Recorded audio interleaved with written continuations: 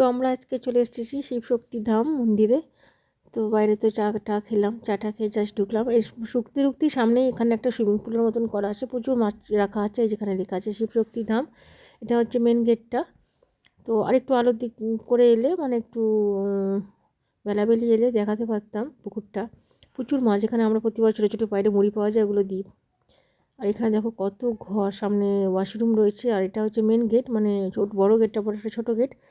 এটা ঢুকলেই তো মন্দিরে প্রবেশ করা হয়ে যাচ্ছে। তো মন্দিরে কিন্তু খুব ভিড়, আর এই মন্দিরটা খুব ভালো লাগে, কালারিংটা চেঞ্জ হয়। এখন দেখো ভায়োলেট কালার হয়ে আছে। আমরা যখন বাইরে চা খাচ্ছিলাম তখন রেড কালার ছিল, দারুণ লাগছিলো দেখতে কালারগুলো। অনেকটা বড় প্লেস নিয়ে মন্দিরটা তৈরি। ভিতরটা তো আরও সুন্দর কারুকার্যটা। মন্দিরে যারা ঘুরতে আসে বেশিরভাগ দেখি সব সেলফি আর ফটো তুলতেই ব্যস্ত থাকে। এই যে শুরু হয়ে গেল এদের। এই লোকটা বলছে সঞ্জীব কেশাগরকে পিছন দিক দিয়ে ঘুরে ওই দিক দিয়ে যেতে।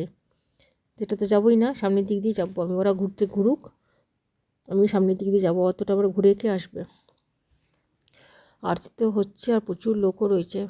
তো ঢুকতে এরকম সিঁড়িগুলো এরকম কাজ করা হয়, সিঁড়িগুলো না আমার খুব ভালো লাগে। এরকম পুরো কাজটা মার্বেলের উপর করেছে, দারুণ। আর মন্দিরটা খুব সুন্দর, প্রচণ্ড নিট অ্যান্ড ক্লিন, আর কারুকার্যটা প্রচণ্ড সুন্দর। আমি ভাবলাম বোধহয় খুব একটা ভিড় হবে না, ঠান্ডার জন্য। এসে দেখছি ওরে বাবা ভালোই ভিড়, আসছিলামই না। সঞ্জয়কে বললাম ইস্কন মন্দির চলো। ইস্কন মন্দিরটা আমাদের বাড়ির কাছে, এটা অনেকটা দূর হয়ে যায়। মেন হাইওয়ে থেকে রাত্রেবেলায় ঠান্ডাতে আসতে কত লোক বসে আছে এখানে দেখো। তো সঞ্জীব বাবা দেখছি এখানে নিয়ে চলে এলো। আর এখানে মেন ইয়েটা হচ্ছে শিবের, ওই যে ভিতরে শিবলিঙ্গটা এরকমভাবে সাজানো রয়েছে। এখানে শিব পুজোটাই মেন হয়।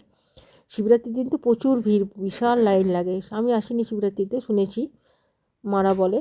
আমার বাপের বাড়ি থেকে এটা যেহেতু খুব কাছে, ওরা মাঝে মাঝে আসে। আমাদের বাড়ি থেকে কিন্তু অনেকটা দূর পড়ে যায়, এখান থেকে 10 মিনিট গেলেই আমার বাপের বাড়ি যাওয়া হয়ে যাবে। ভিতরটা দেখো, মানে সবার ইয়ে করা হয়ে গেল, পুজো টুজো আরতিটা যা হচ্ছিলো সেটা হয়ে গেল। সবাই এবার নিচে নামছে, সব ভোগ নিতে যাচ্ছে ওই পাশে। তো সঞ্জীবন আমি ধূপকাঠি নিয়ে এসেছি, ভোগের লাইন দেখো ওই পাশে প্রসাদ নেওয়ার জন্য। সামনে এখানে ঠাকুরের ফুল দিচ্ছে, ওই পাশে ঘুরে গিয়ে বোঝায় প্রসাদটা দিচ্ছে। তো আমরা ধূপকাঠি নিয়ে এসেছি, মোমবাতি নিয়ে এসেছি, আগে এগুলো লাগাবো, তারপর গিয়ে হাতটা ধুয়ে প্রসাদটা নেব।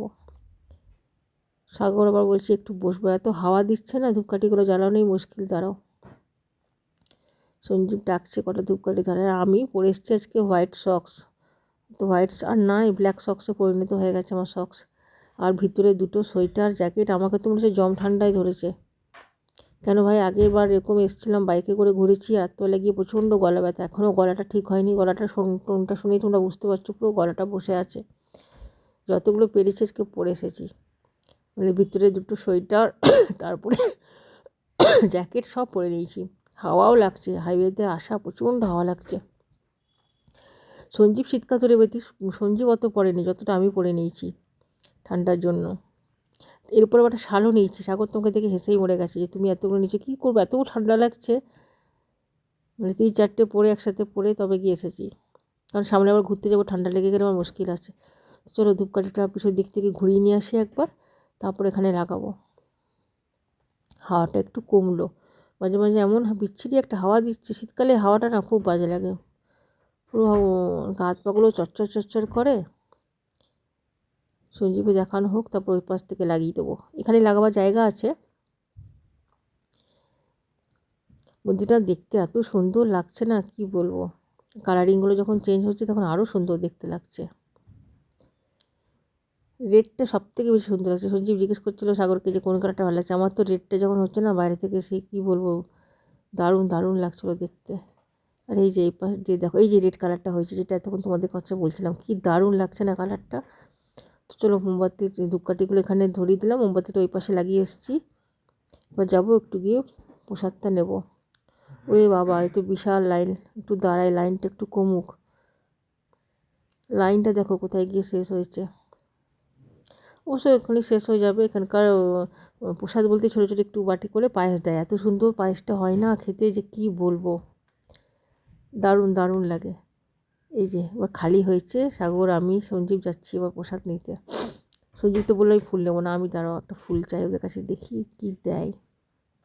সবাই দেখছি নিচ্ছে, গেঁদা টান্দা কী কী দিচ্ছে, আমার ভাগ্যে কি আছে দেখি, দাঁড়াও। লোকটা কই, খালি গেঁদাই পড়েছে দেখছি।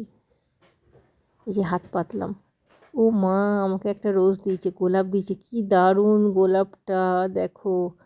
ওরে সাবাস, যেরকম বড় সেরকম সুন্দর দেখতে। আমি ভাবলাম বোধহয় গাঁদা দেবে, গোলাপ দিয়েছে, কি দারুণ না। চলো এখানে প্রসাদ দিচ্ছে, প্রসাদটা নিই। এই যে ছোটো ছোটো বাটি করে পায়েস দিচ্ছে। পায়েসটা এত সুন্দর খেতে না, ঘরে মানে যতই সুন্দর করে করো ভোগের মতো রান্না কিন্তু বাড়িতে হয় না। পায়েসই বলো, খিচুড়ি বলো, ভোগ ভোগ।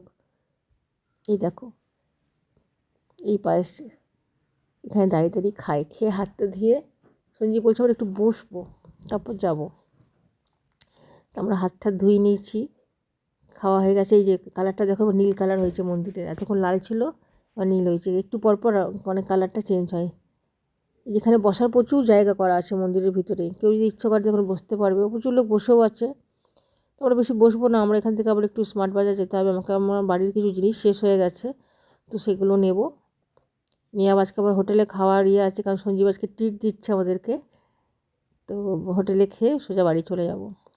তো সঞ্জীবকে বললাম একটু স্মার্ট বাজার ঢুকো, আমার অনেকগুলো জিনিস মানে সাগরের মানে স্কুলের টিফিনের অনেক জিনিস আমার শেষ হয়ে গেছে, আমার চিজ নেই, তারপরে তোমার পিজার কিছু জিনিস নেই, ওগুলো সব কিনবো। সঞ্জীব আবার এদেরকে দিচ্ছে, সঞ্জীব এই ভিখারিদেরকে দিতে খুব ভালোবাসে, যত মন্দিরের ভিখারি থাকবে বাইরে তাদেরকে এরকম দিতে থাকবে ওদেরকে। 20 টাকা দিয়ে বললো দুজন মিলে ভাগ করে নাও। তো চলো ভিডিওটা তাহলে এখানে শেষ করি, টাটা বাই বাই।